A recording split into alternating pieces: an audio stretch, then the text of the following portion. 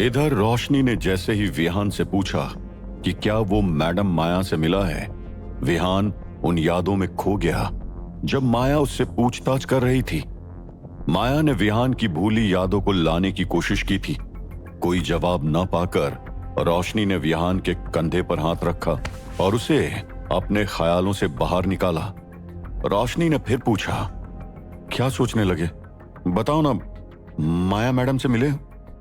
अपने ख्यालों से वापस आते हुए विहान ने मन ही मन सोचा, मिला हूं, उसने तो मेरी आत्मा के अंदर झांक लिया था, लेकिन बाहर से उसने अनजान बनने का नाटक किया। शायद एक बार, याद नहीं है। क्या वो अभी भी यही है? रोशनी वापस अपने डेस्क की तरफ जाते हुए बोली, नहीं, वो तो चली गई। विहान को थोड़ा अफसोस हुआ और थोड़ी राहत भी। शायद अच्छा ही है, आज और मूड नहीं है इमोशनल झटकों का। रोशनी अपने सीट पर आकर बैठ गई और कुछ सोचते हुए विहान को अपने दिल की बात बताने लगी। अगर मैं कभी अनंतयामी बनी तो मैं मैडम माया जैसी बनना चाहूंगी और फिर दुनिया घूमूंगी, यहां तक कि विदेश भी जाऊंगी, उन आत्माओं से बात करने जो पुराने जमाने में वहां रहती थी। रोशनी का सपना था घूमना, लेकिन अपने पिता की मृत्यु के बाद रोशनी जब से धर्म के संगठन में आई थी, उसने अपने सपनों को दबा दिया था। आज पहली बार उसने अपना सपना विहान को बताया था। वो सपना देखते हुए छत की तरफ देखने लगी। विहान ने मुस्कुराते हुए सिर हिलाया और कहा, सपना तो अच्छा देखती हो तुम, तभी नींद अच्छी आती है तुम्हें। रोशनी ने तीखी नजर से विहान को देखा, अपने हाथ बांधे और कहा, सपने भी नहीं देख सकती क्या? दोनों हंस पड़े। लेकिन फिर रोशनी का मूड थोड़ा गंभीर हो गया। सच कहूं तो मुझे नहीं लगता कि मैं कभी अनंतयामी बन पाऊंगी। ये बहुत खतरनाक है। हमें राक्षस बनना पड़ता है राक्षसों से लड़ने के लिए। विहान को याद आया कि रोशनी के पिता इसी संगठन में काम करते हुए मारे गए थे और उसने खुद अभी अभी इस सफर की शुरुआत की थी। विहान ने गहरी सांस ली और रोशनी का हाथ पकड़ते हुए धर्म का सिखाया हुआ वाक्य दोहराया, हम रक्षक हैं, लेकिन साथ ही। आगे की लाइन रोशनी के मुंह से निकली, दुखी आत्मा जो लगातार खतरे और पागलपन से लड़ रही है। रोशनी को वो लाइन अच्छे से याद थी। एक पल के लिए दोनों शांत हो गए। फिर रोशनी ने अपना हाथ खींचा, गलियारे की ओर इशारा करते हुए कहा, कैप्टन तुम्हारा इंतजार कर रहे हैं। विहान हंस पड़ा। गॉसिप हमेशा पहले आती है, वो भी उसके साथ जिसके साथ दिल मिल जाता है। विहान मुस्कुराते हुए धर्म के ऑफिस की तरफ बढ़ गया। ऑफिस के बाहर आकर उसने देखा दरवाजा खुला हुआ था। ने बुलाया था। धर्म ने सामने देखा और विहान को देखते ही अंदर बुला लिया। विहान जैसे ही धर्म के सामने आकर बैठा, धर्म ने कहा, विहान, माया अभी अभी यहां से गई है। विहान ने बड़े ही कैजुअल तरीके से बोला, मुझे पता है, रोशनी ने बताया। धर्म अचानक गंभीर हो गया। उसने धीमे स्वर में कहा, माया का ट्रांसफर लखनऊ हो गया है, लेकिन वो एक और जरूरी बात बताने आई थी। धर्म की गंभीरता को देख विहान भी थोड़ा सतर्क हो गया। उसने तुरंत पूछा, क्या बताने आई थी? धर्म अपनी जगह से उठकर विहान के पास आया और बोला, तुम्हें पता हो या ना हो, लेकिन मैं बता देता हूं कि माया को भी मंदार और कालवेद के बारे में सब कुछ पता है। विहान थोड़ा चौंका। धर्म ने आगे बताया, और माया को लगता है कि मंदार की शक्तियां लौट रही है और वो अपनी शक्तियां भेजकर तुम्हें मारने की कोशिश कर सकता है। तुम्हें थोड़ा ध्यान बरतना पड़ेगा।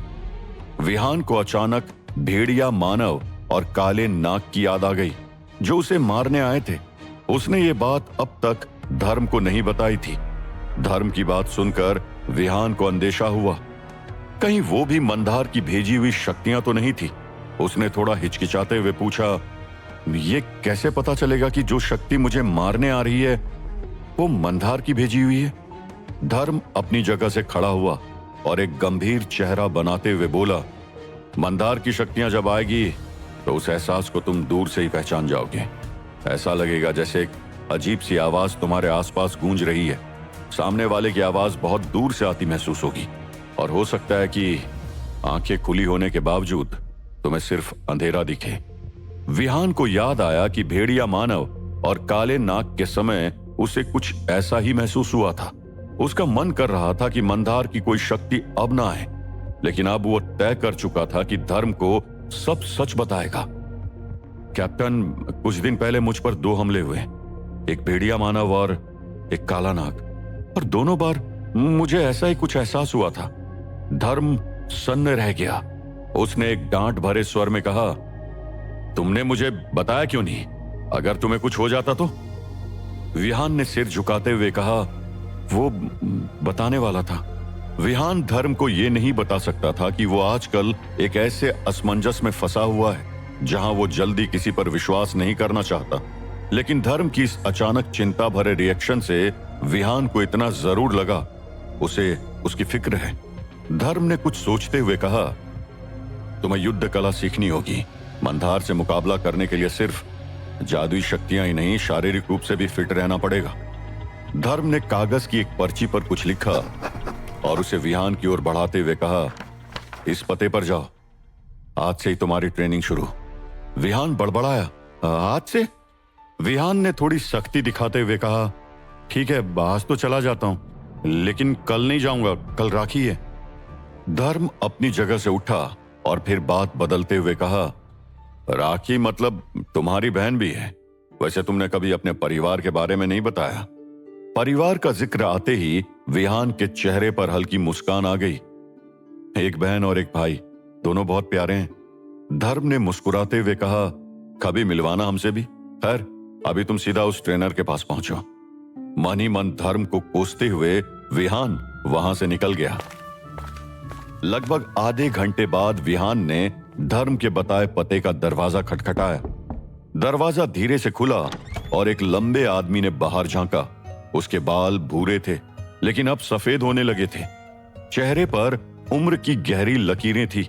उसकी आवाज भी एकदम भारी और थकी हुई थी। क्या चाहिए? विहान ने मुस्कुराकर कहा, आप गुरुचरण है ना? कैप्टन धर्म ने भेजा है युद्ध कला सीखने के लिए। गुरुचरण ने मुंह बिचकाते हुए कहा, लड़ाई समय की बर्बादी है। आजकल तो बस बंदूक चलानी आनी चाहिए। पुराने जमाने की युद्ध कला सीख कर क्या फायदा? विहान सोच में पड़ गया। जिसे खुद भरोसा नहीं कि वो कुछ सिखा सकता है, उससे मैं क्या सीखूंगा? लेकिन फिर उसे मंदार की भेजी शक्ति की याद आ गई, जिससे गन से नहीं निपटा जा सकता था। उसने खुद से कहा, नहीं सर, युद्ध कला अभी भी जरूरी है। ज्यादातर क्रिमिनल्स को गोली मारने की जरूरत नहीं होती। कुछ के पास तो हथियार भी नहीं होते हैं। ऐसे में अगर हम गोली चलाएं तो बात और बिगड़ सकती है। गुरुचरण ने भुनभुनाते हुए दरवाजा पूरी तरह खोल दिया। उसने विहान को ऊपर से नीचे देखा और कहा, मेरे पेट पर एक मुक्का मारो। विहान की आंखें फैल गई। क्या? गुरुचरण ने थोड़ी ऊंची आवाज में कहा, सुनाई नहीं दिया? मुक्का मारो कमजोर लड़के। विहान ने एक लंबी सांस भरी। उसने बॉक्सिंग जैसा स्टांस लिया, कंधा मोड़ा और सीधा पंच मारा गुरुचरण के पीठ पर। विहान हैरान था। उसके मुक्के से गुरुचरण हिला तक नहीं, जैसे उसे कुछ महसूस ही नहीं हुआ। गुरुचरण ने अब आंखों से इशारा किया, अब किक करो। इस बार विहान ने पूरी ताकत लगाई। एक जोरदार किक उसकी पसलियों पर मारी। गुरुचरण फिर भी खड़ा रहा। उसे देखकर विहान बुदबुदाया, मैं इस बुड्ढे तक को हिला नहीं पाया, तो अब तक जीने हराया वो मेरी स्किल्स थी या कोई जादुई चमत्कार? विहान इसी सोच में था कि फिर गुरुचरण की गरजती आवाज आई, अब 30 पुशअप्स करो। विहान ने चौंकते हुए कहा, यहीं? गुरुचरण ने विहान को घूरते हुए कहा, नहीं, घर जाकर करते हैं। अबे हाँ, यहीं। और अब 30 नहीं, 40 कर दो। और बेवकूफ सवाल पर 10 एक्स्ट्रा। विहान जमीन पर गिर पड़ा। ये ट्रेनर नहीं, हैवान है। गुस्से में उसने पुशअप शुरू कर दिए। पहले 10 तो ठीक थे, लेकिन 20 के बाद उसकी मांसपेशियां जलने लगी। विहान की स्पीड धीमी हो गई थी। उसकी बाहें कांप रही थी। वो अपने ही वजन के नीचे थरथरा रहा था। गुरुचरण उसके ऊपर ऐसे खड़ा था जैसे कोई आर्मी ट्रेनर हो। पूरी तरह नीचे जा, छोटे बच्चे हो क्या? ऐसे करते पुशअप, बेवकूफ। जब तक विहान ने अपना सेट पूरा किया, वो इतनी जोर से हाँफ रहा था कि ठीक से खड़ा भी नहीं हो पा रहा था। उसने बुदबुदाते हुए खुद से कहा, मंदार को क्या मैं पुशअप करके हराऊंगा? ये कैप्टन ने मुझे कहां फंसा दिया। गुरुचरण मुस्कुराया, तुझे बहुत ट्रेनिंग की जरूरत है।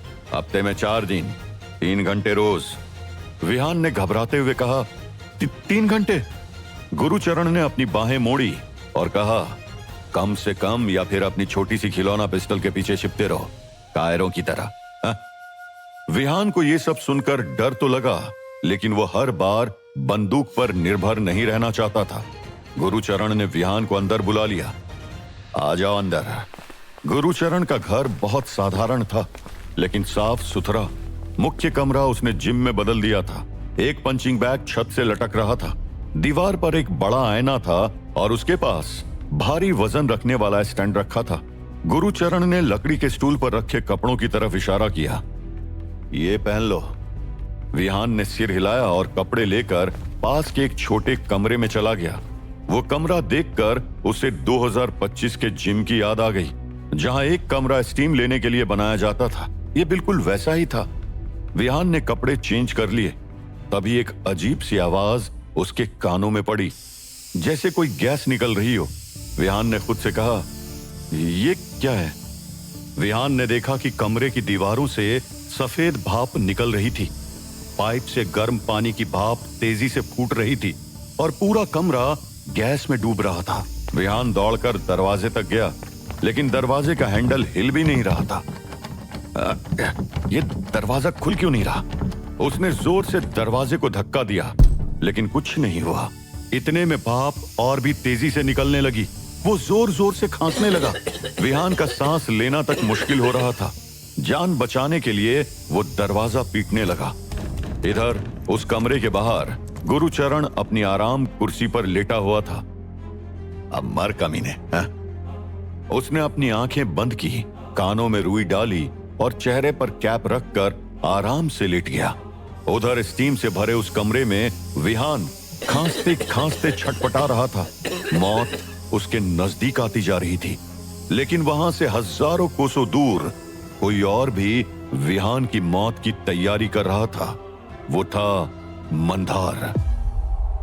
हिमालय की अपनी काली गुफा में माथे पर तिलक, शरीर पर राख, हाथों में हड्डियों का त्रिशूल और होठों पर एक भयावह जाप के साथ बलिदान कुंड के सामने बैठा मंदार आज कुछ ज्यादा ही भयानक रूप में था। उस बलिदान कुंड से आग की जो लपटें उठ रही थी, वो गुफा की छत तक पहुंच रही थी। ये लपटें बता रही थी कि आज जो शक्ति बाहर आने वाली है, वो निश्चित रूप से पिछली 2 शक्तियों से कहीं अधिक भयानक है। मंदार के मंत्रों के जाप के साथ उसकी गहरी सांसों की आवाज भी साफ सुनाई दे रही थी। अचानक मंदार ने अपनी आंखें खोली और गरजते हुए कहा, तेरा हर जन्म व्यर्थ गया मंदार। कई 100 सालों की तपस्या और 2 शक्तियां भेजने के बाद भी विहान अब तक जीवित है। क्या तुझे अपने अस्तित्व का मूल्य नहीं पता? तू अग्निवंश का वंशज है। मंदार ने अपनी दोनों हथेलियां उठाई और बलिदान कुंड में कुछ काला चूर्ण डाला। कुंड की आग नीली हो गई। मंदार फिर चीखते हुए बोला, हे अंधकार के देव, मुझे फिर से वो शक्ति दो जिससे मैं अपनी परछाई से उस विहान को मृत्यु दे सकूं। तभी बलिदान कुंड की वो आग और तेजी से भड़कने लगी और धीरे धीरे एक आकार लेने लगी, एक परछाई का आकार। धीरे धीरे वो परछाई उस बलिदान कुंड से अलग होकर एक जीवित छाया बन गई। धुएं से बना एक मानवीय आकार जिसकी आंखें अंगारे जैसी जल रही थी। वो छाया मंदार की ही थी, लेकिन बिना किसी शरीर के। गुफा की दीवार पर मंदार की छाया हिलने लगी। अपनी छाया को देखते हुए मंदार जोर से हंसा। उसकी हंसी गुफा में गूंजने लगी। मंदार ने अपनी छाया को अहंकार भरी आवाज में आदेश देते हुए कहा, तेरा उद्देश्य एक है, विहान को समाप्त करना। उसका रक्त इस भूमि पर अब और नहीं बहेगा, सिवाय अंतिम क्षण के। उस छाया ने सिर झुकाते हुए कहा, मैं उसकी सांसों को उसके ही सपनों में डुबो दूंगा स्वामी। मंदार फिर से अहंकार से हंसा। इस बार वो भाग नहीं पाएगा। इस बार मृत्यु खुद उसके कदमों तक जाएगी। जा मेरी छाया, अपना काम करके दिखा। वो छाया अचानक से हवा में विलीन हो गई। उसके जाते ही गुफा की दीवारें कांपने लगी। गुफा के बाहर एक अजीब सी सर्द हवा बहने लगी, जैसे मृत्यु का कोई दूत निकल पड़ा हो। अंधकार फिर से उठ खड़ा हुआ था और इस बार उसकी छाया ही उसका सबसे घातक अस्त्र थी। क्या मंदार की छाया मार पाएगी विहान को? क्या विहान निकल पाएगा उस स्टीम वाले कमरे से? क्या ये है धर्म की कोई नई चाल? जानने के लिए सुनिए इस रोमांचक कहानी का अगला एपिसोड सिर्फ और सिर्फ पॉकेट एफएम पर।